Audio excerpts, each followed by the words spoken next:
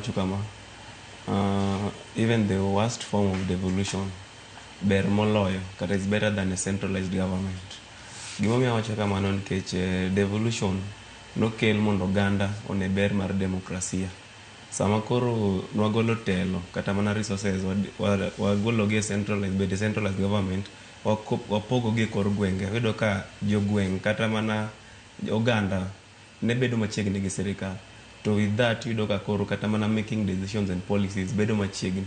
Koro ber manyalo neno kwanza ka wacho ni kanogol telo kata teko centralized government kipoge koro e kidenje mathindo thindo in form of counties, waneno ber e yo machalo kama. Kineno skunde is kata kaka rokono wene gi county government, yudo ka school kata mana ka government dwa loso ok ochuno nyaka girit the national government mondo gitim kata renovation kata mondo gi los skunde gi maber, but county government owuon nyalo kaka opatik malos gire gi maber nikech kano koro semigi tekono.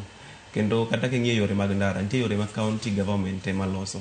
Yore ma koro ok girit national government obi otimnegi kata allocate negi gimoro, ginyalo timo gino yo makende ma gilos ndara ma ndara gibed maber. Again ichako iyudo ni kata mana e weche koro kata mana collecting taxes, o ka gichoko osuru gi owuon kaka county government, ok ochuno nyaka girit national government disburse negi moko, but the little man ginyalo yudo e county gino ginyalo timo ga achiel ariyo ma giber county gi. Koro devolution osekonyo kabisa. Ober moloyo centralized government mane nitie kane pok okel devolution.